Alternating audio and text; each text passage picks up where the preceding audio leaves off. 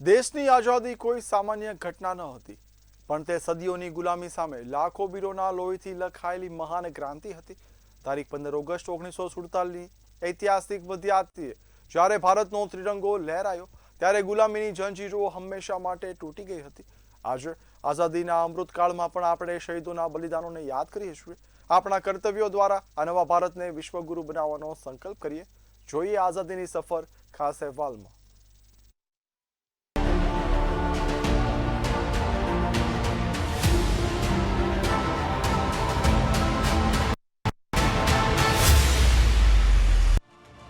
ગુલામીના અંધકારથી આઝાદીના સૂર્યોદયની સફર.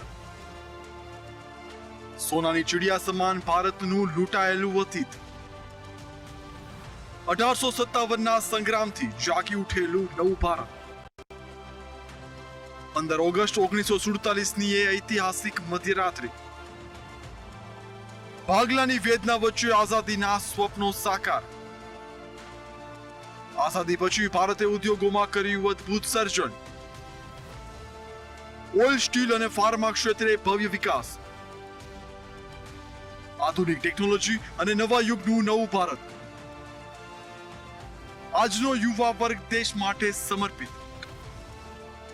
એક સમય હતો જ્યારે આ ધરતી સોનાની ચીડિયા કહેવાતી, પણ ઇતિહાસનું એક કાળું પાનું ખુલે છે અને શરૂ થાય છે ગુલામીનો અંધકાર યુગ. સદીઓની ગુલામી, શોષણ અને અત્યાચાર, પણ જ્યાં અંધકાર વધે ત્યાં જ સૂર્યોદયની શરૂઆત થાય છે. ઈસવીસન 1857ના સંગ્રામની ચિંગારીથી લઈને લાખો વીરોના બલિદાન સુધી સરફરોશ કી તમન્ના અબ હમારે દિલ મેં હૈ. આ અવાજ દરેક ભારતીયના હૈયામાં ગુંજી ઉઠ્યો છે. સુરતના રાજકીય વિશ્લેષક સુજીત પાઠક જણાવે છે, જ્યારે ઈસ્ટ ઇન્ડિયા કંપની હતી ત્યારે રજવાડાનું રાજ હતું. પછી ઈસ્ટ ઇન્ડિયા કંપનીનું 100 વર્ષ રાજ અને ત્યારબાદ બ્રિટિશ સલ્તનતનું 100 વર્ષ રાજ જોયું. બ્રિટિશ શાસનના ધર્મ આધારિત નહીં, પરંતુ ગાંધીના નેતૃત્વમાં જન સમસ્યા આધારિત આંદોલનો થયા અને આપણને આઝાદી મળી. હું ઘણી પાછળ જાઉં છું કે જ્યારે ઈસ્ટ ઇન્ડિયા કંપની હતી ત્યારે તો રાજા રજવાડાઓનું રાજ હતું. પછી ઈસ્ટ ઇન્ડિયા કંપનીનું રાજ ભારતે 100 વર્ષ જોયું. 100 વર્ષ બ્રિટિશ સલ્તનતનું રાજ ભારતે જોયું. અને એ બ્રિટિશ સલ્તનતના રાજમાં ધર્મ આધારિત મુદ્દાઓ નહીં, પણ ગાંધીજીના નેતૃત્વ થકી જનસામાન્યની જે સમસ્યાઓ છે એ સમસ્યાઓ આધારિત આંદોલનો શરૂ થયા. અને એ આંદોલનોની અંદર જે મૂળ જૂના કોંગ્રેસીઓ ગણો કે કમ્યુનિસ્ટો ગણો કે જે પણ કંઈક સુધારાવાદી લોકો ગણો, એ તમામે આંદોલનમાં જોડાતા ગયા અને છેલ્લે આપણને આઝાદી મળી. બીજી બાજુ સુરતના વરિષ્ઠ નાગરિક પ્રતાપસિંહ કમળ કહે છે કે મારો જન્મ સિંધના બદીરમાં થયો હતો. પાર્ટીશન સમયે હું નાનો હતો. જે ભણેલા હતા તે કરાચીથી મુંબઈ આવી ગયા. ઘણી તકલીફમાં અમે ઘર છોડીને આવ્યા.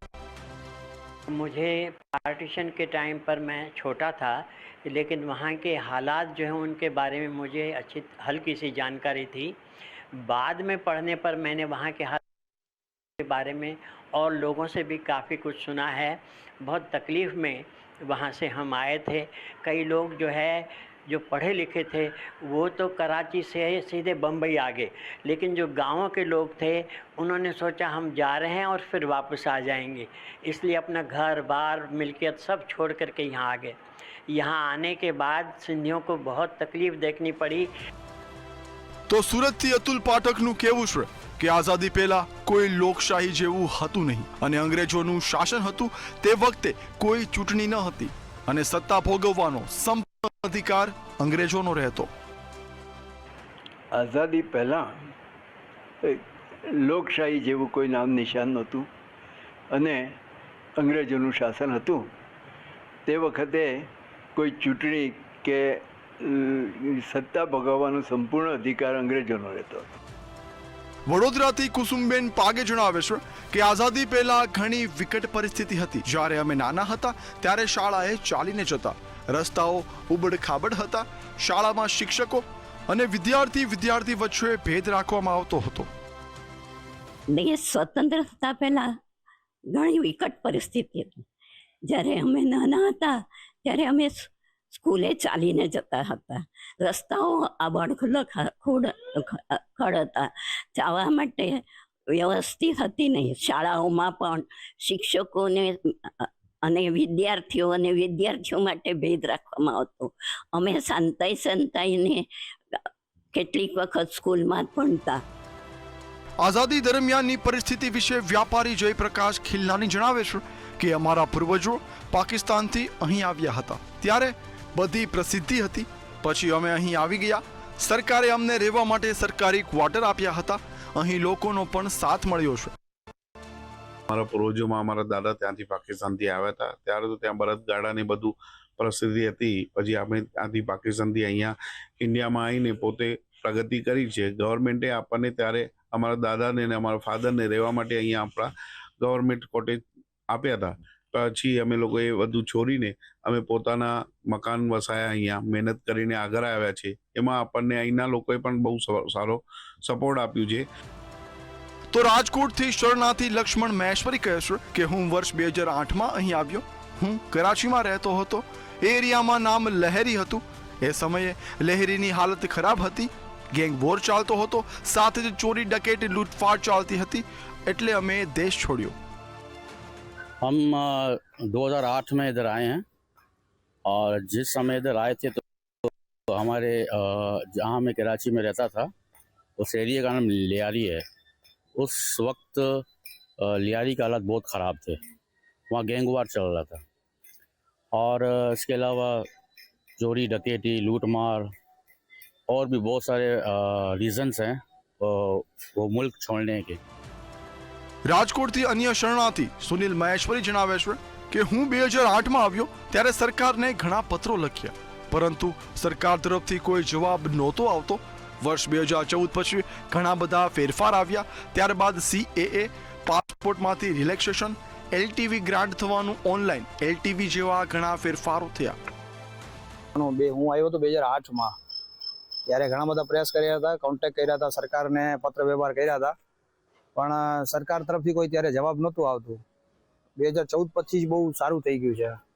અને ત્યાર પછી જે CAની facility plus passport relaxation, LTV grant થવાનું, ઓનલાઈન LTV ચાલુ થવાનું, એ ઘણા બધા સારા છે ને એમાં ફેરફાર થયા અને નાગરિકતાનું પ્રોસેસ પણ બહુ સારું થઈ ગયું. આઝાદી પછીના આધુનિક ભારત વિશે વડોદરાના ભોગીપાલ પટેલ જણાવે છે કે સ્વતંત્ર થયા પછી અનેક ઉદ્યોગો આવ્યા. Oil industry, street chemical, pharma કંપનીનો ઘણો વિકાસ કર્યો છે. અવારનવાર સમયમાં આપણે આખા વિશ્વમાં આગલી હરોળમાં બેસવા લાયક બની જશું. સ્વતંત્ર થયા પછી આપણા દેશમાં બહુ મહાકાય ઉદ્યોગો આવ્યા. એમાં oil industries, steel industries, chemical industries, pharma company વગેરે ઘણો જ અહીંયા પ્રોગ્રેસ કરેલો છે અને અત્યારે એ જ પ્રોગ્રેસ ચાલુ છે. અને આવતા વર્ષોમાં મને લાગે છે કે આપણે આખા વિશ્વમાં આગલી હરોળમાં બેસવા માટે લાયક થઈ જઈશું. આઝાદી પહેલા સતી પ્રથા, ડાવરી પ્રથા, માનવી વચ્ચે અસમાનતા જોવા મળતી હતી. આજે દેશ ઘણો આગળ વધ્યો છે. હ્યુમન ડેવલપમેન્ટ આપણે સ્વતંત્રતા પહેલાં જોવા જઈએ તો ખૂબ જ ઓછી હતી, જેમ કે સતી સિસ્ટમ છે, દોરી સિસ્ટમ છે. તો આ બધાના પ્રેક્ટિસિસ થતી હતી. ઇનઇક્વાલિટી જે હતી મેલ અને ફિમેલના વચ્ચે, તો એ આજના સમયમાં એટલે સ્વતંત્રતા ભારતમાં, વિકસિત ભારતમાં આપણાને જોવા મળે છે. રાજકોટથી સંજય દેશાણી જણાવે છે કે પહેલા આપણા હાથમાં લગામ ન હતી. અત્યારે આપણે જે ઈચ્છીએ તે કરી શકીએ છીએ. નિયમોને રહીને કરી શકીએ છીએ. ટેકનોલોજીમાં પણ આપણે આગળ છીએ. સર, ત્યારે તો કારણ કે આપણા હાથમાં લગામ હતી જ નહીં. જે કાંઈ પણ કરે બીજા લોકોને કરવાનું હતું. અને અત્યારે આપણે સ્વતંત્ર છીએ. આપણે જે ઈચ્છીએ, જે ધારીએ તે આપણા દેશની અંદર આપણી ઈચ્છા પ્રમાણે નિયમોમાં રહીને કરી શકીએ છીએ. ઘણો બધો ફરક છે ટેકનોલોજીમાં અને બધી રીતે. હવે નવા બ્લડમાં, યંગસ્ટર્સમાં નવો ઉત્સાહ જોવા મળે છે. દેશ માટે કંઈક કરી છૂટવાની ભાવના જોવા મળે છે. બ્લડમાં મીન્સ કે જે યંગ પીપલ, યુવાનોમાં જે દેશભક્તિનો એક ગજબ કહી શકાય એવો ઉત્સાહ, હવે દરેક વ્યક્તિને પોતાનું ભારત, પોતાનો દેશ ખૂબ પ્રેમ કરે છે અને દેશ માટે કાંઈક કરી છૂટવાની ભાવના જેટલી વધારે ને વધારે પ્રબળ થાય છે.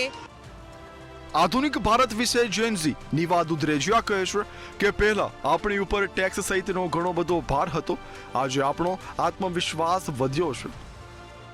પહેલાંનું જે ભારત હતું એમાં જે ઇકોનોમિકલી ગ્રોથ હતો ને એ ઓછો હતો, એગ્રીકલ્ચરમાં પણ થોડોક વાંધો હતો, અને આપણે જે બ્રિટિશ રૂલ્સની અંદર આવતા હતા ત્યારે આપણે આપણી રીતે કાંઈ નહોતા કરી શકતા, અને ઉપરથી આપણા ઉપર ઘણા બધા ઓલા જે આમ બર્ડન્સ આવી ગયા હતા કે ટેક્સ ભરવાના કે એવી રીતે બધાય.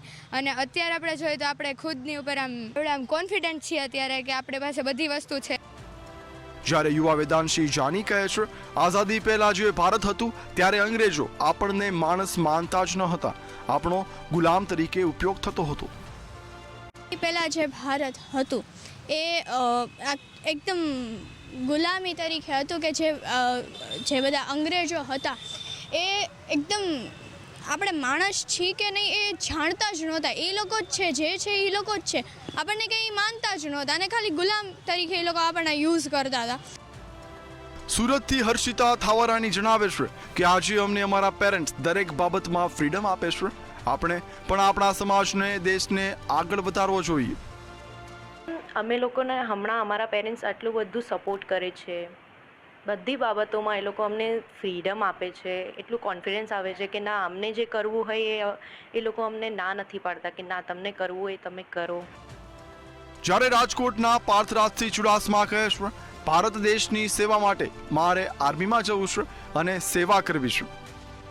ભારત માટે અમે તો આર્મીમાં જવું છે એટલે એ રીતે તૈયારી કરશી, અને અપેક્ષા તમે કહો છો એ રીતે કે ગંદકી ઘણી બધી વધી ગઈ છે. રાજકોટથી સ્મિત દવે જણાવે છે, ભારત માટે યુવાનોને બેસ્ટ કરવાની ભાવના છે. ભારત માટે જે જોઈએ તે યુવાનોએ પૂર્ણ કરવું જોઈએ. યુવાનોને અપેક્ષા એવી હોય છે કે પોતે જે ભારત માટે કરી શકે તો એના માટે જે બેસ્ટ કરી શકે તો એ અત્યારે ભારતના યુવાનોને કરવાની જરૂર છે કે ભારત માટે અગ્રણી થઈ અને ભારતનો એક શ્રેષ્ઠ યુવાન બનીને ભારતને જે જોઈએ છે, ભારતને આગળ લઈ જવા માટે, વિકસિત બનાવવા માટે જે અપેક્ષા છે ભારતના યુવાનોને, તે ભારતના યુવાનોને ફૂલફિલ કરવાની જરૂર છે અત્યારે. આજે આપણે એ વીરોના બલિદાન પર ઊભા છીએ જેમણે પોતાના પ્રાણ ન્યોછાવર કર્યા છે. હવે આપણી જવાબદારી છે કે આ ત્રિરંગાની શાન ક્યારેય ઝાંખી ન પડવા દઈએ. આવો આઝાદીના આ અમૃતકાળમાં સંકલ્પ કરીએ કે આપણે આપણા કર્તવ્યોથી આ નવા ભારતને વિશ્વ ગુરુ બનાવીશું. ભારત માતા કી જય, વંદે માતરમ.